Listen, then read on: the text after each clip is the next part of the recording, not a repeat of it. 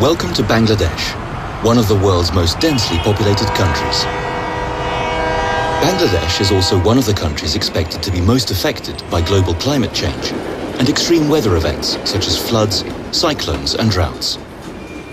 People move to Dhaka, the capital, at a higher pace than anywhere else in southern Asia. Most of them settle in the enormous, overcrowded slum areas where basic infrastructure like clean water, toilets, electricity, and sanitation systems are lacking. Yet every day, new people move in, and the reason is the prospect of employment, particularly in Bangladesh's booming textile industry. Nearly 4 million people work in the textile factories. Let's meet one of them. Assalamu alaikum. Hi, my name is Ruma Akhtar and I work in a textile factory as a sewing machine operator. I'm 26 years old, I think, but I'm not entirely certain. My parents died when I was very small. I live here with my husband and 2 daughters next to the factory about an hour outside Dhaka. My husband works in the factory as a mechanic. I grew up in an orphanage in northern Bangladesh, but when I was a teenager, around 14, I got to move to Dhaka. I got my first job right away as an assistant in a textile factory. You're now standing in one of Dhaka's textile factories, in the part of the factory where cloth is dyed. There are around 4,500 such factories in Bangladesh, which makes them the largest textile exporter after China. Low production costs make the country exceptionally competitive, but there are serious downsides. Low salaries and bad working conditions are 2 of them, but the industry is also very harmful to the environment. To wash, color, and sew a kilo of cloth requires over 200 liters of fresh water. And to grow cotton to produce a pair of jeans takes over 10,000 liters. Just this factory alone dyes 4 tons of clothes per day, which takes 58 million liters of water. In low-income nations with poor infrastructure, most runoff and drainage water still goes untreated into nature.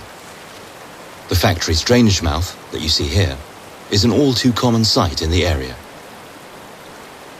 The global textile industry is responsible for 20% of the world's water pollution. Dyeing is the main culprit, but there is also fireproofing and impregnating. The need and competition for water, dam building that affects the natural course of rivers, and the discharge of wastewater have led to half of the world's freshwater ecosystems disappearing. The rice paddy you're now standing in is only about 10 kilometers from the factory and the drainage you just saw.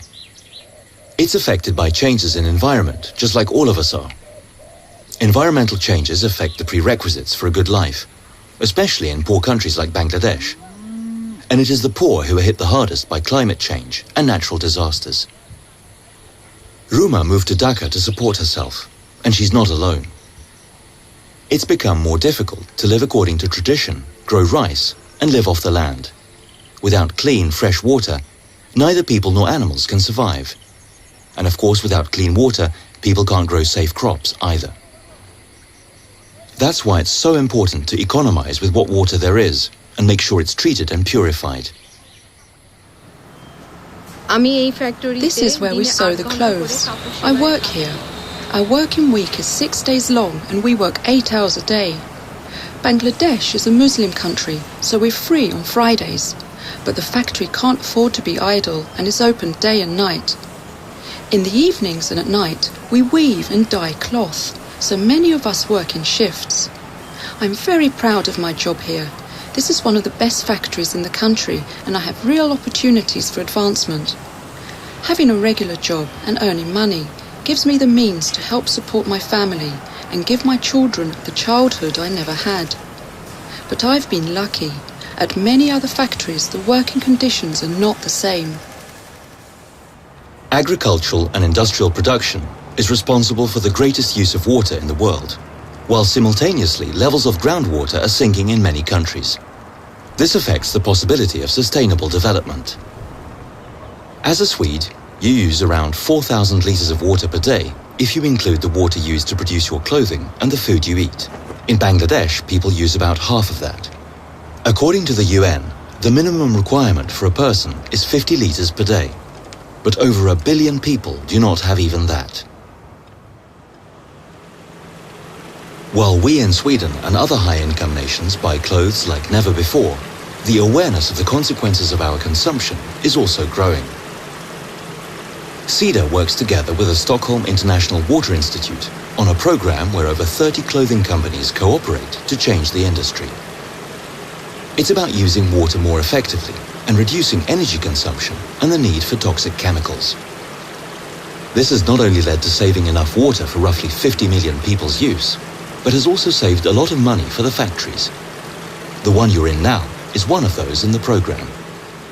At the factory, we learn the importance of clean water and that you must economize with it and also not drain away the dirty water into the environment. More and more factories are thinking like this. I see a bright future for myself and my children, and also for Bangladesh. Both my husband and I have work, and our children go to school and have completely new possibilities. We even save money to move back and buy land where I grew up. My dream would be to have a house there with some land we could farm. Environmental challenges do not have national borders. We in Sweden, just like Ruma and everyone else on Earth, all need to work to create a better future where no one is left out. Knowledge is the first step. Conscious choices can be the next. The nations of the world have adopted the 17 global goals for sustainable development to be completed by the year 2030. Among them is the end of extreme poverty and the fight against climate change. Everyone should also have access to safe drinking water. Through the taxes you pay and the active choices you make every day, you are a big part of a step towards a better world.